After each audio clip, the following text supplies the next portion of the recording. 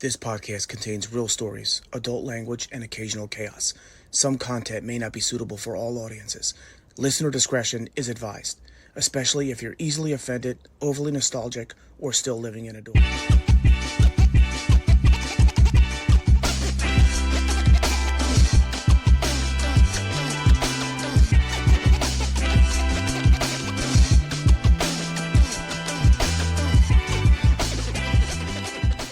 Hey, everybody. Welcome to the Dorm Disorder Podcast. Before we get started, let's not forget, forward this along to other people, like, and most of all, subscribe. That's really the thing that's going to help us keep this thing moving. And of course, it's going to notify you when we drop these, where we're planning on doing this every Wednesday, at least to the beginning of summer or through the end of summer. So please follow along and join this journey in this community. I'm your host, Mike. And we have our other host, Dan Glorious, 9-4. and we are absolutely thrilled to have George Karpyn, one of our most beloved teachers of Girard, here today to share some of his stories and tell us maybe some things that we didn't know.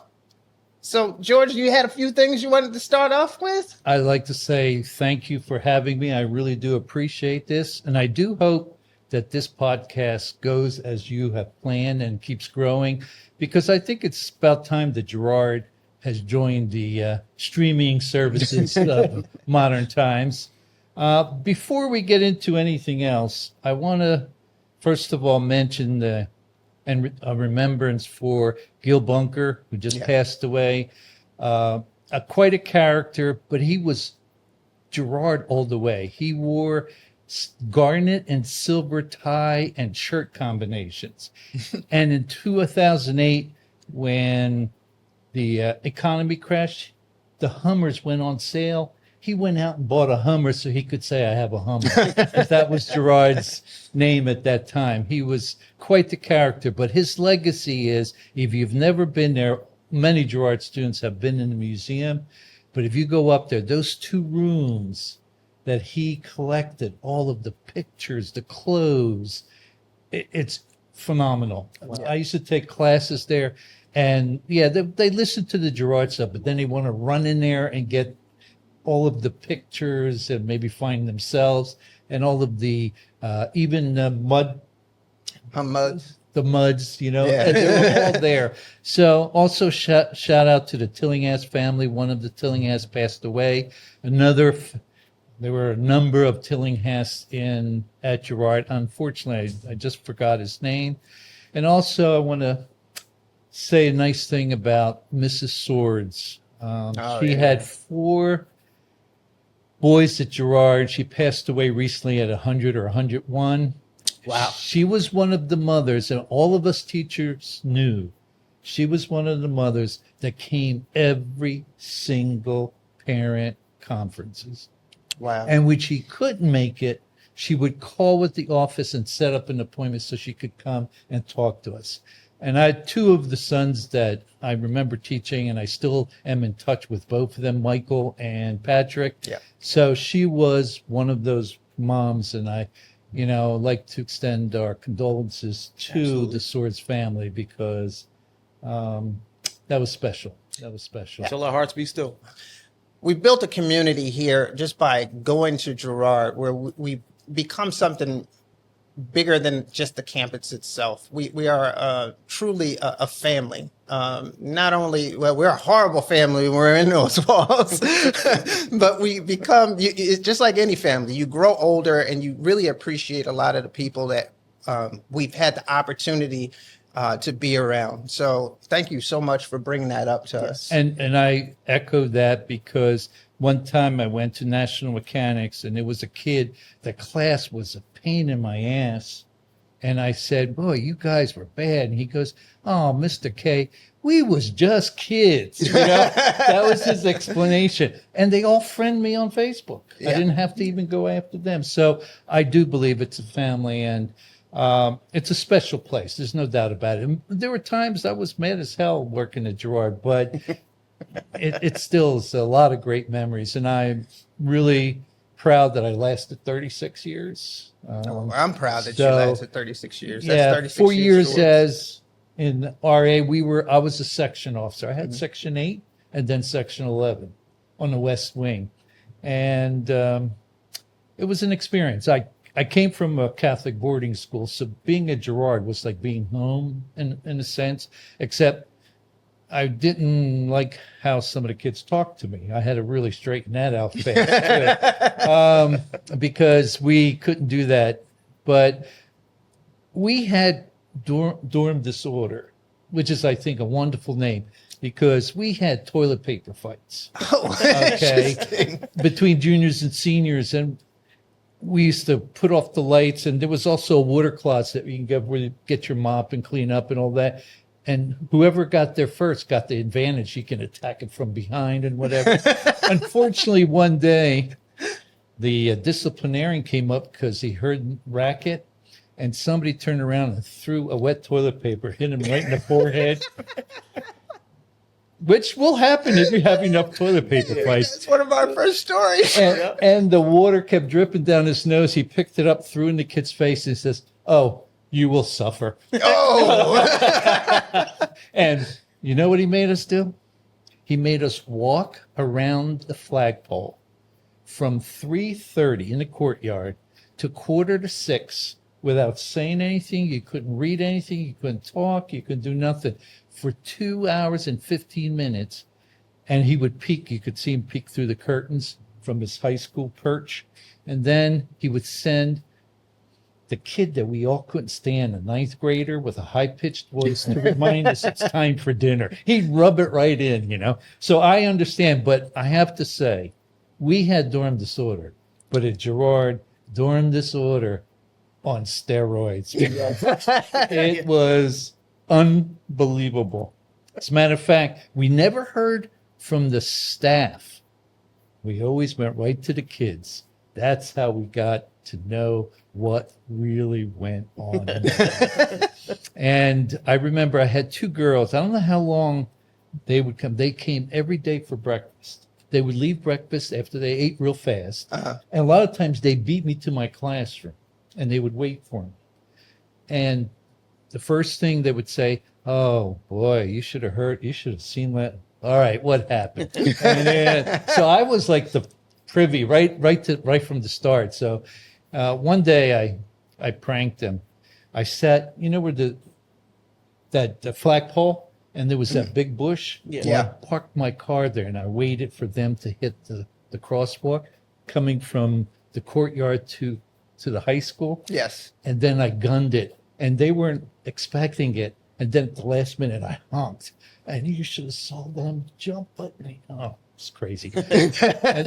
and they were screaming at me, and I'm laughing. Of course, when I got up, boy, they really tore it. They were just, but that's when I learned, because none of the administrators told us what happened unless they really had to. So Right. I started off in the dorms as a section officer. We didn't call ourselves RAs then. We were house parents and section officers. And I had Section 8, and I had 16 kids. And of course, everybody had night duty and all of that stuff. And I have to get back to you on the shower thing. The first year or so, I had to stand and watch because I didn't know any better. But after that, I told the kids, you do what you have to. Pick up the soap quietly. I'll leave the TV on. I want to go and relax. And by that time I was smoking. I wanted to get a smoke, put my feet up, get a glass of water or wine, whatever the case is. And after a while, the kids did that. I didn't have any problem with that. But yes, none of the kids enjoyed that. No, definitely was Dan's least favorite thing. Yes. We're watching the episode 0, and my wife's watching it, Jill. And she goes, "Hey, you really don't like the showers. It's about the third time you brought that up." I said, "Yeah, I guess. Hey, I guess I had a problem with it." In boarding school, you know everybody's habit. Okay. We had a guy in his senior year, exactly 10:10, he would go to the bathroom every single day for his constitutional. And he shuffled. So everybody knew where he was You could going. hear him going. You know, that's the way he was. So yeah, you can't make that stuff up. No. You know, you see all kinds of stuff. But yeah, so I left school a little early in April of '74. Okay. And my father and I were at odds at my decision. I want to get into that. And I said, I gotta do this. First thing I gotta do is get a job, learn how to drive, because I did not know how to drive. I was 23 years old, and I want to get a car, and I want to get my own place, Okay. move out of the house. And that was my goal. So Girard has always been where I lived. As soon as I walked out of the house, looked to the right, I saw the armory. Okay. So, and plus there were a lot of Ukrainian ladies that worked in DNS, laundry, housekeeping. Yep. So there were a lot of Ukrainians. So one of them, my favorite, she was a seamstress at junior school. So she came to me and said, you know what? They're looking for someone to work in maintenance and housekeeping. Why don't you start there? And then maybe something will open up and you could then fill in those spots, like Okay. house parent or teacher or whatever. And I said, well, that's a good idea. So I became a Johnny. Oh, I did not know. Yeah. Do you know what the Johnnies were? Is that what they Johnny called on them? the spot, right? No, they were. It was basically a hat. Now she tried to give me different jobs where I could use my noodle, but she said you're going to have to mop the floors and do all of that. And I said, whenever I need you. And I said, okay. Hey, listen, I went to high school where we didn't have janitors, we Right. didn't have cleaners. We did everything by ourselves, so I knew how to. So Mrs. Reyna was the supervisor, and she was sweet. She was tough. She was very demanding, but she gave me a lot of room. And so one day, I was in charge of the West Wing basement. Mhm. There was that big, when you come from the playground, Yep. that big bathroom, Yes. and then with the sinks down the hall. So that was my job. So one day I cleaned the bathroom. I left my mop there and I wanted to check the bathroom. So I go in there and I look at the sinks. It looks really good. I didn't really have to do much. So I come out, my mop is gone. You know, I know who it is. Okay. There's some kids, and all of a sudden I come to the corner, and all of a sudden I turn to my right. They're ready to run, but they wanted to catch my attention. Yeah. And one of the guys, big guy, and all the little guys behind him, and they're laughing. And they hid it behind a door or something. So I chased them, and they, of course, run over. So it was nothing. I continued my work. And then one day, I'm working down there, and I hear voices. I hear the door slam, and you know, kids come in, they start cursing and all that stuff. And I said, here's my revenge. They all go into the bathroom. I walk in the bathroom with the mop. Anybody want a mop today? And all of a sudden they're like, and I didn't want to do anything. So I let them kind of sneak out the door, and they were running like hell. Then I took it and I whipped that mop, and it hit, splat, and picked up splat. And of course they're running like crazy to get out of there. As it turns out, the big guy, he winds up in my Section 8. He didn't know this. All of a sudden, he comes in with his mom and says, "Oh, I'm Mrs. So-and-so. Oh, yeah, I've met your son." And he's like, "Oh." Of course, it was all in fun. But Yeah, of course. That's how I got inducted into Girard. And then one day, Mrs. Reyna came to me and said, "Mr. Karpyn, Mr. Wyatt has room for a house parent section officer. I recommended you. If you're interested, stop by his office today after work." And I said, "Sure." So I go in there. Of course, Jim Wyatt's office, books over here, boxes over there, Yeah. clothes all over the place. So we're talking, and things are going well. And then he goes, "The kids don't want a goody-tootie." they want a CAD. Like he said, CAD. And I said, you mean I could be myself and get paid for it? And he said, yes, indeed. And next day he calls me in and said, you got the job. Outstanding. That's great. So I started to move in, got out of the house as quick as I could and moved in, but I still didn't have the car. And when we started working, my neighbor had a car and I used his car to do my tests. I passed. Then my father and my brother and I went and we bought the Dodge Dart Coupe. Nice. Okay. 74 Dodge. It was my first, and I loved that car to death. That didn't explode on rear impact, did it? No. Actually, it did get hit, but it didn't explode many years later.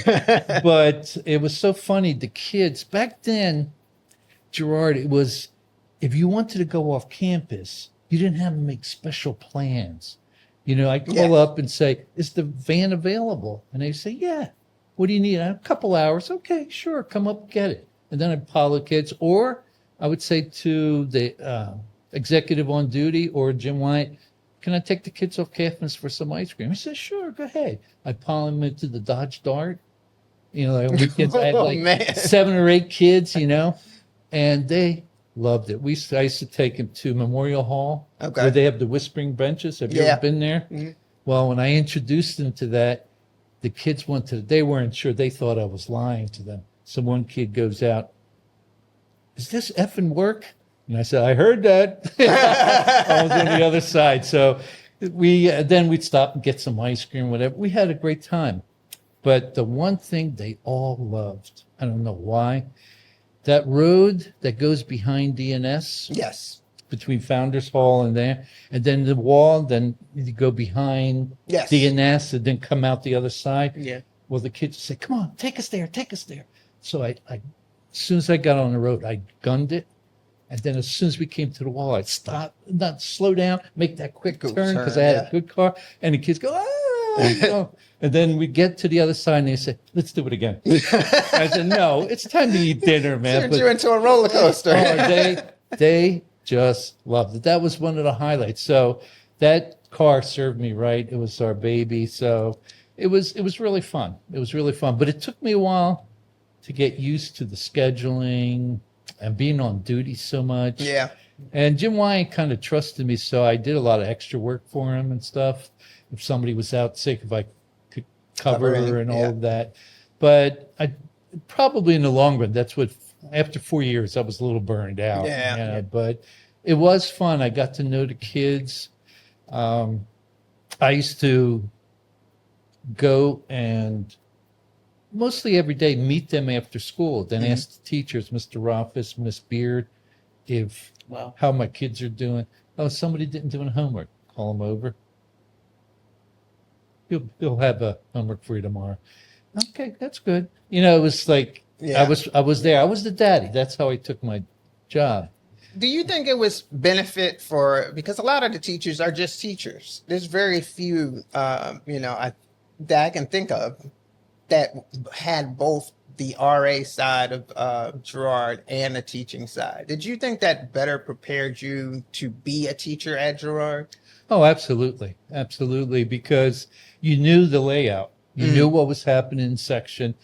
You knew that kids would come late or, the excuses the kids would have. There was always one kid that liked to eat breakfast longer than everybody else. Right, okay. It's all part of the game, Mm-hmm. And I remember the story when Eddie Gallagher was our disciplinary assistant principal. Eddie Gallagher, our disciplinary. When I was when I was teaching, he was the best thing we had. Anyway, I was in his office and 3 girls come in and I was ready to leave. He said, no, stay here. 3 girls took 20 minutes to get from the library to the high school. Oh my God. So he looks at 20 minutes. I time myself. I get at the lodge. I'm down at the Army in 4 or 5 minutes. Yeah. It took you 20 minutes? What took you so long? So they put their heads down and they said, I'll see you Friday after school. They leave and I says, where'd you get that 3 minutes? 3 minutes. He says, I just made that up. And the kids bought it because they knew he was there. Right, You know, right. once you're there, the kids buy it a lot. Don't forget fish, cod, they're all. Spent time in his house parents as well. Yeah, I think Fish went right from merchant or whatever he was, Bordeaux, right to teaching. Okay. You know, Well, I had a 4-year break between. I found something interesting out, Mr. Fisher. His wife was also an RA. I know it wasn't called RA at the time, but I got to spend some time with her. I think 2 Founders Days ago, I sat down at the table with Fisher and Oh with yeah, his it was wife, about, yep. and we Bridget, actually yeah. sat down and she told us, oh yeah, I used to work here. That's how I met Rob, and it was just kind of went from Wow. there. So yeah, it was kind of interesting. So Well, yeah. actually, because of Girard, I met my first wife. I had a kid. He was a really good kid, good athlete. His sister used to come along. She lived out in Delaware County. And so one day she invited me to their place in Prospect Park. I came out, and my future first wife was friends with them. She came over, and we kind of hit it off. And then the next time that the sister was coming, Cindy was coming to Girard for a soccer game, she brought Noreen. Okay. And all of a sudden, eventually she would come just to see me and all of that stuff. So that's how that thing worked out. The marriage didn't work out, but it was a good start, you know. It was a good start, you know. So yeah, it was kind of interesting. Some of the stuff. One of my favorite stories. I didn't go to the high school as often for when they went to 7th and 8th middle school. We had the same group from 5th, 6th, 7th, and 8th. oh wow, It was a rare thing. Right. It is. We insisted upon the people that were there. So we had the same kids. There were maybe a new kid would come in once in a while, course, but yeah. generally it was the same group.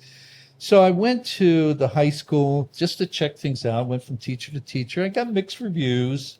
And then I went to English class. And Miss Frank, Miss Frank. she said, 4 of your students are not coming to class. And I said, what? Why didn't you tell me? Give me a call. He says, actually, it's been really nice since they've not been coming to class because I could teach because they were disrupted. I said, you got to tell me this. So I said, okay. I left. I was really befuddled. I was kind of a little pissed at her because she didn't tell me.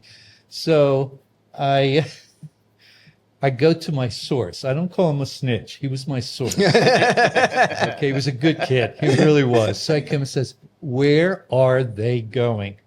He said, they're going to the old infirmary in the bottom of junior school, basement of junior school. Interesting. Across the hallway from the auditorium. Yeah. And what are they doing there? They're going there to smoke. Ah. And they're 7th graders. I said, damn. So I said, okay, what time's your English class tomorrow? He gives me the time. So I go down there. I'm there about 5-10 minutes sooner. And I'm waiting. They had those big poles in the middle, those concrete. Yeah. And I hid behind them. And all of a sudden, the door opens up from the street, you know, and they come in, and all of a sudden, everything's MF and this and F and that and all of that. And because they're four kids, you know? Right. And 3 of them were black, 1 was white. And I only say that for the for the ending. Anyway, they come in and they put cigarettes in their mouth, and one says, "Where's the effing lighter or matches?" And that was my cue. I come out from behind the pole, light it, and said, "Gents need a light? You want to see black kids turn white? That was the time. That was the time to see it." They were pale as ghosts, you know. And I said, "All right, cigarettes." They all put them back in, gave me the cigarettes, and I said, "Salem is not a cigarette. It's not. Marble. That's what I smelled." And I put it in my pocket. And I said to them, "I will see you later in section." That used to kill me when my dad would say that. "I'll see you later." That didn't mean good. And oddly enough, I never punished him for it. but whenever I needed a volunteer or somebody needed a volunteer, Mr. Wyatt would call and say, I need some help. Can you send some kids over? I got 4 for you right now. And they would go willingly, and this went on for a long time. So a couple weeks later, the principal comes to me, and he knew that I was a strict daddy. He says, well, you must have whipped their fannies because they're as angels. Homeworks are done, everything. I said, I never touched them. And he said, no, I can't believe that. But I never did. And the rest of the year, they were sweet as pie. Nice. One of my favorite stories. I had such a laugh out of that. We had to be very creative to cut school in Girard because especially there during was the people daytime. all Yeah. over the place. Yeah, there weren't a lot of places to go. there was not. And to go from like the middle school down all the way down to the junior school, that was a risk in itself. You Yes, know, it was. It's not like you could go anywhere off campus. So There's constantly maintenance walking around. There's constant people looking around. I mean, the infirmary, I think, was probably down there at that point. So Right. if somebody had stopped me, you could say, Yeah. I'm going to the infirmary.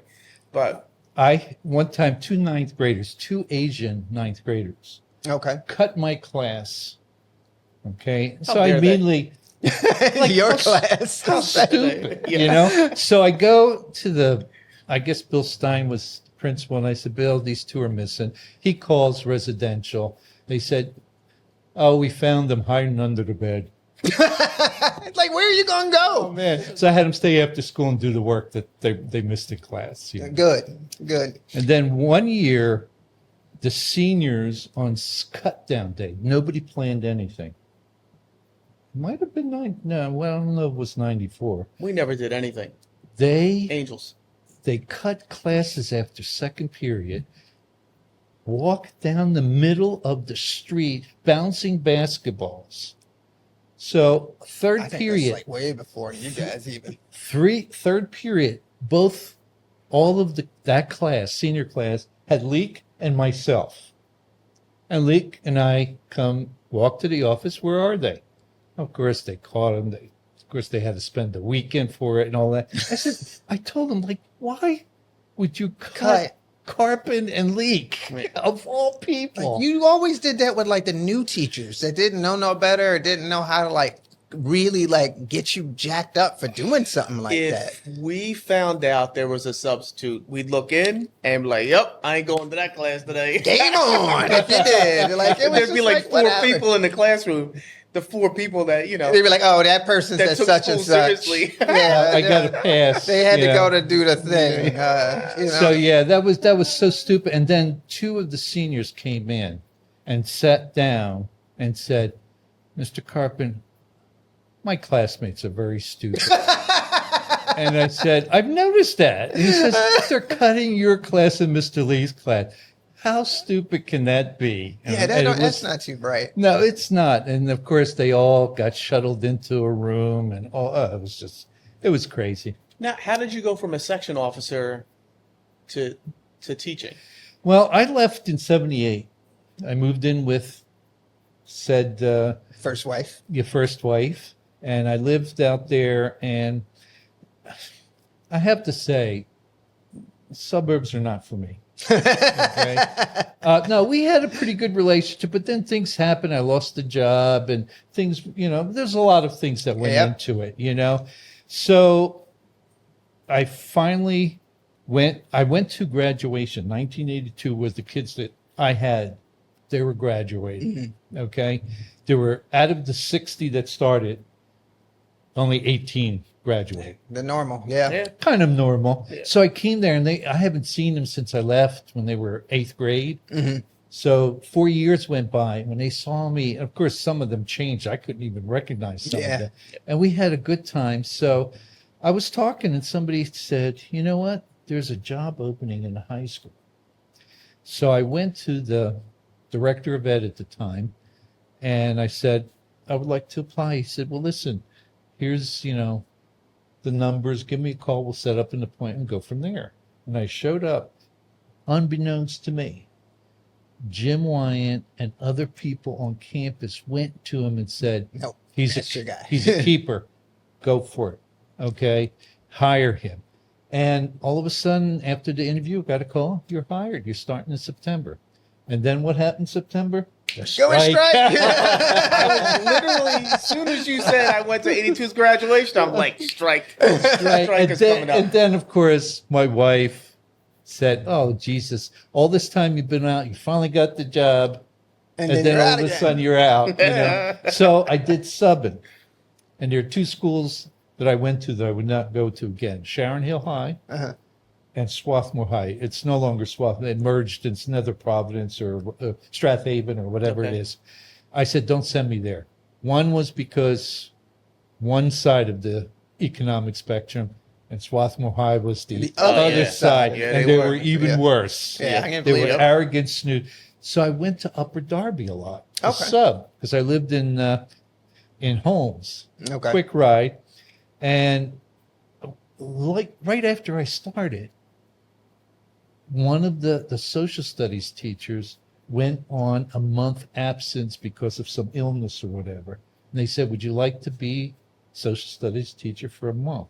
Ta-da! Yep. So I just went into it, and and come February, we started second semester, we started teaching. So some of the people that I wanted to teach, they were not going to be in my classes. Right. And it just kept going, and then I just stayed for 32 years after that. Wow. So you mentioned Jim Wyatt quite a few times, and as we were getting ready to do this show, you told us a pretty awesome story that highlights how fast a 5 foot tall man can run.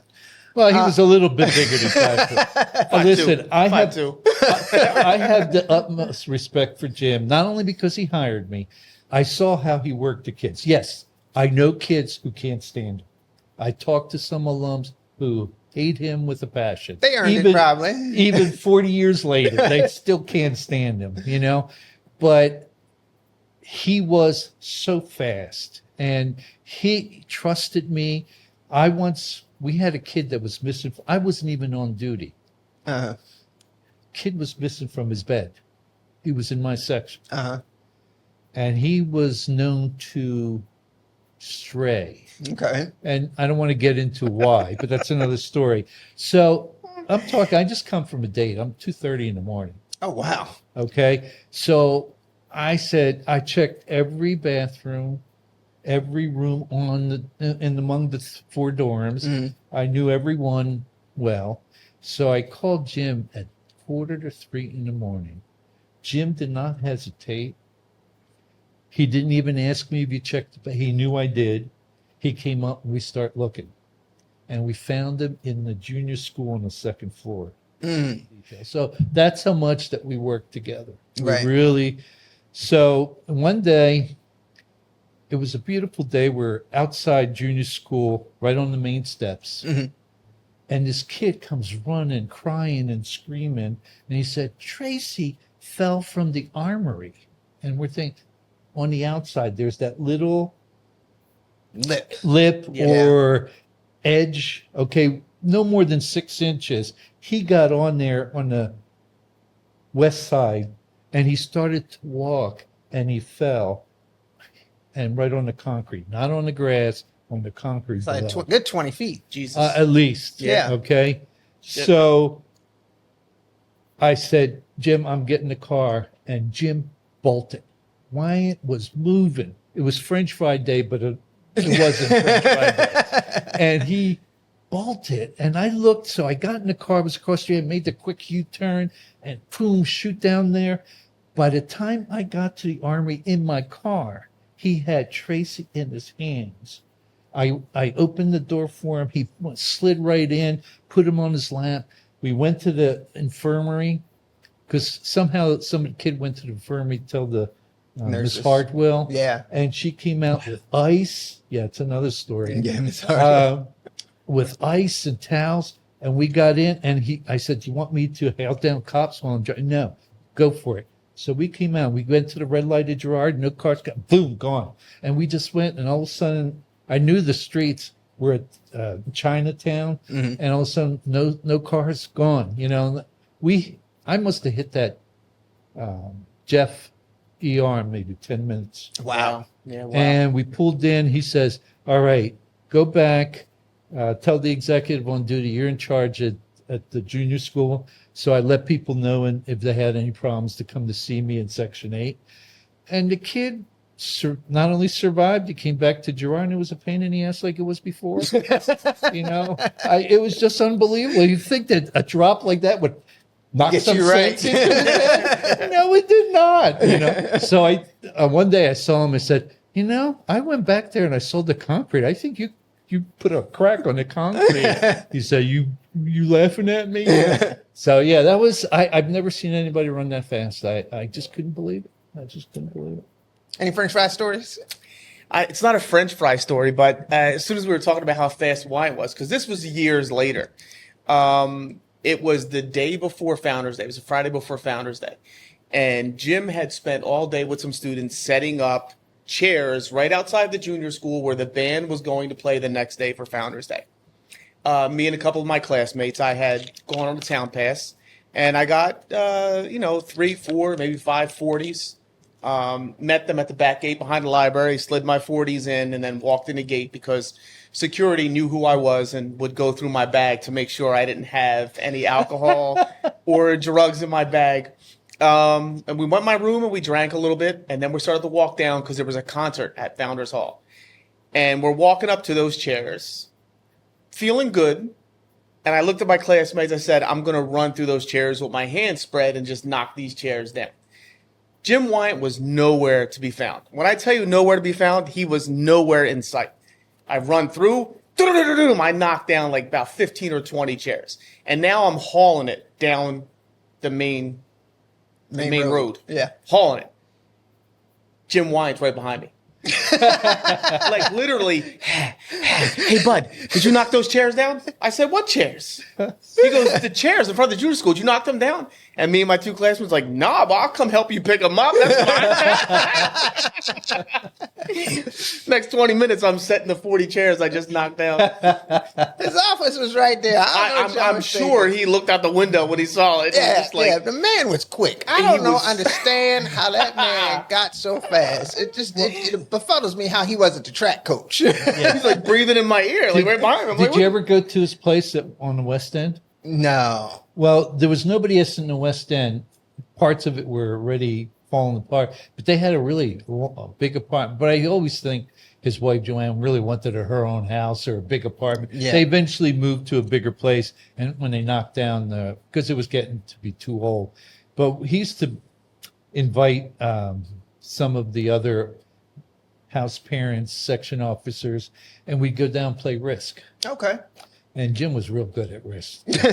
He really was. So I have nothing bad to say about Jim. Now, some of his jokes, another story. And I remember this kid was giving me a hard time. He says, I'm talking to you. You're not listening. I'm going to send you to Mr. Wyatt, but I'm going to call him and tell him to use every joke he knows on you. And he said, Mr. Karpyn, please don't do it. Please don't do it. I'll be good from now on. Don't send me there. Because he would tell him these, what did the 2 grapes say to each other? And I don't know. They didn't say anything. They just whined. And he would do these jokes over and over. And like the kids would wrap their hair. So that was my start in junior school. I loved the building, by the way. I really did. And a lot of times it didn't matter if it was kids from other sections or not. If I saw that I needed to talk to them, we talked. Yeah. So one day, I'm still in touch with this kid. He comes back from the summer with a shirt that has a middle finger right on front. Okay. And he thinks this is good. And not only that, he's walking around with this big grin. And I said, ho, ho, ho, ho. Come here, kid. I don't want to use his name. Come here. So he says, what's the matter? I says, well, I'm going to tell you, you have 2 options. You can go upstairs, take off that shirt, put it away, and never, ever bring it back. Right. Or I'm going to rip it right off your body.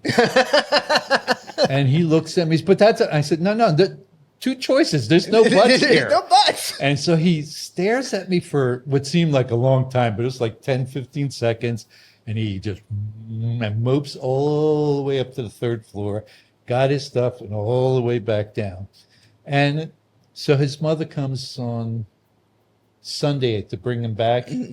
And I mentioned that story. He said, he brought that shirt.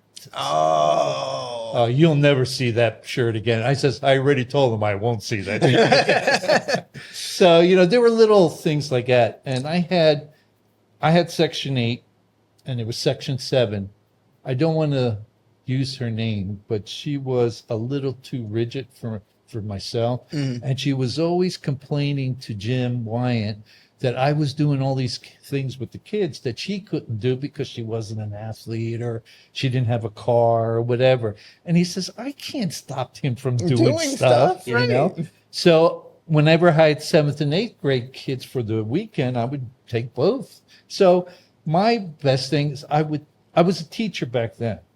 I brought in a board to my section, and I would work with things. I would bring in a high school student who knew math, because that's not my forte, to help the kids. And then I would help them with other things, like English, social studies, whatever. And then we study in the afternoon. We go to dinner. And then after dinner, I take them to the armory. We play football, basketball. And then I take them to the small pool instead of showering. And then they come in. They were so exhausted. I'd say, you can watch some TV. They're all snoring with the you know, because I just wiped them out. And I was 23, 24, 25 years old at the time. I had all this energy. Yeah. And after I was done, I'd go out, you know. Yeah. So I just tried to work him to death. And it was so funny. They had showers at both pools. But I don't have a lifeguard. I'm not a good swimmer, so I wouldn't even dare take him there. Just a small pool. The kids would just take off their clothes, throw it in the locker, run through the shower naked, and right into the pool. There you go. And it was so common. It was nothing unusual. No, Dan speaks on this often. And it was just the way it was, you know. Now, when the girls came, right. Well, also I noticed when there was this, and again, it's not a racial thing, but I did notice when the black kids come in, they were not so apt to just. We had a few black kids, but when the majority, they were not happy with running through the showers naked and jumping in the pool. I can attest. I was not happy. Yeah. That's just the way. So we also had water polo evenings. We would have section against section. We'd have football games. We would have base, whatever it was. I tried to engage the kids as much as possible because I find there are two things that people get in trouble. That they're just kids who are nasty or evil or like to get in trouble, or they're bored. Yeah. And the bored ones always manage to get themselves caught doing something stupid because they didn't have anything else to do. Yeah, right. So I said, keep them occupied. This concludes part 1 of this episode. Please stay tuned next week for the conclusion. Dorm disorder on steroids.